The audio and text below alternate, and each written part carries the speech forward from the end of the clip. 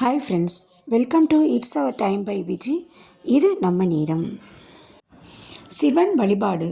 சிவனை அர்ச்சிக்க தகுதிகள். ஆதிசங்கரர் தனது சிவானந்த லகரியில் இவ்வாறெல்லாம் கூறுகிறார். சிவனே, நான் ஸ்ரீராமனைப் போல் இல்லையே, அகஸ்திய முனிவரைப் போல் இல்லையே, பிரம்மாவைப் போல் இல்லையே. அதாவது ஸ்ரீராமர் இலங்கையில் இருந்த ராவணனை, சீதையை கவர்ந்தவனை அழிக்க கடலில் அணை கட்டி இலங்கை பிரவேசித்தார். ராமேஸ்வரத்தில் லிங்கம் ஸ்தாபித்து பூஜித்தார். கைலையில் சிவபார்வதி கல்யாணம் பங்குனி உத்திர தினம் நடந்தபோது யாவரும் கைலையை அடைந்துவிட்டனர். வடக்கு தாழ்ந்துவிட்டது. ஆக சிவபக்தமுனி அகஸ்தியரை தெற்கு நோக்கி போகச் செய்தார் சிவபெருமான். நடுவே விந்தியமலை அவர் தெற்கே போக தடுக்க உயர்ந்து நின்றது. அகத்தியர் தனது சிவபக்தியின் மகிமையால் மலையை அழுத்த அது தாழ்ந்து போயிற்று. ஹயக்கிரீவர் லலிதா சகஸ்ரநாமம் உபதேசித்ததும் அகத்தியருக்கே.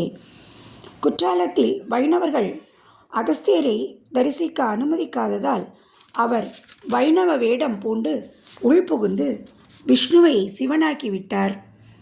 சிவனது அடிமுடியை காண பிரம்மன், விஷ்ணு போன்றோர் எவ்வளவு போராடினர். திண்ணன் என்ற வேடுவன் சிவபூஜை செய்ய என்ன தகுதி இருந்தது? யானை, பாம்பு, சிலந்தி, எறும்பு, நண்டு, வண்டு, நாரை, குருவி, குரங்கு போன்றவைகளும் சிவபெருமானை பூஜித்து நல்லாசி பெற்றனவே. அவைகள் ராமனோ அகத்தியனோ பிரம்மனோ இல்லையே. சிவனை பூஜிக்க பக்தி தேவை. மேதாதித்தனமோ பணமோ அந்தஸ்தோ அவசியமில்லை. ஈஸ்வரனே, வில்லாலும் கல்லாலும் உலக்கையாலும் உம்மை அடிக்க நீர் மகிழ்ச்சி அடைகிறீர். நான் நமஸ்காரம் செய்தாலும் துதித்தாலும் பூஜை செய்தாலும் தியானம் சமாதி அடைந்தாலும் நீர் சந்தோஷம் அடைவதில்லையே. விசித்திரமாய் உள்ளதே என்று சிவலீலைகளை ஒவ்வொன்றாக கூறுகிறார். சிவபக்தியில் பொதிந்துள்ளது என்ன? பாசுபதாஸ்திரம் பெற அர்ஜுனன் சிவனை குறித்து ஸ்ரீசைலத்தில் தவம் செய்தான். தவத்தில் மெச்சி சிவன் வேடன் உருவம் தாங்கிட பயங்கர சண்டை. அர்ஜுனன் வேடனின் நெற்றியில் வில்லால் அடிக்க சிவன் தன் உருவம் காட்டி உயரமாக அர்ஜுனன் அறியாத்தனத்தால் மிகவும் வருந்தி சிவன் இரு கால்களையும் பிடித்து சரணாகதி அடைகிறான். பின்னர் சிவன் அர்ஜுனனுக்கு பாசுபதாஸ்திரம் தருகிறார். பிம்பசாரிகா என்கிற வயதான மாது ஒரு சிவபக்தி. அவளது பக்தியை சோதிக்க சிவன் மண்டை ஓடுகளை அணிந்து காபாலிகனாக கோர உருவத்தில் அவள் முன் நின்றார். அவள் பயந்து வெறுத்து சிவசிவா என்று சொல்லி அருகில் இருந்த உலக்கையால் ஓங்கி அடிக்கிறாள். பின் சிவன் தன் உருவை காட்ட பயந்து பக்தியுடன் வணங்கி மன்னிப்பு கோருகிறாள். சிவன் மனம் குளிர்ந்து அவளுக்கு சாயுஜ்ய பதவி அளிக்கிறார்.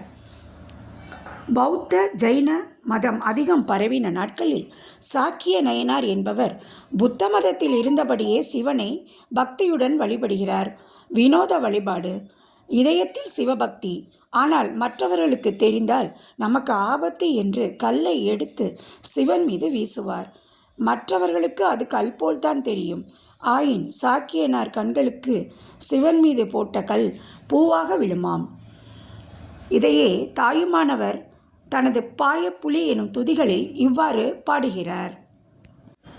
கல்லால் எரிந்தும் கை வில்லால் அடித்தும் கனி மதுரச சொல்லால் துதித்தும் நல் பச்சிலை தூவியும் தொண்டரினம் எல்லாம் பிழைத்தனர்.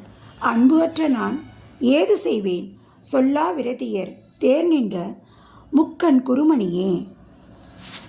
பட்டினத்தாரும் இவ்வாறு பாடுகிறார். வில்லால் அடிக்க செருப்பால் உதைக்க வெகுண்டு ஒருவன் கல்லால் எரிய பிரம்பால் அடிக்க களிவண்டு கூர்ந்து அல்லால் பொழில் தில்லை அம்பல வானருக்கோர் அன்னை பிதா இல்லாததால் அல்லவோ இறைவா கச்சி ஏகம்பனே என்கிறார். இவ்வாறெல்லாம் ஆதிசங்கரர் தனது சிவானந்த லகரியில் சிவலீலைகளை பற்றி கூறுகிறார்.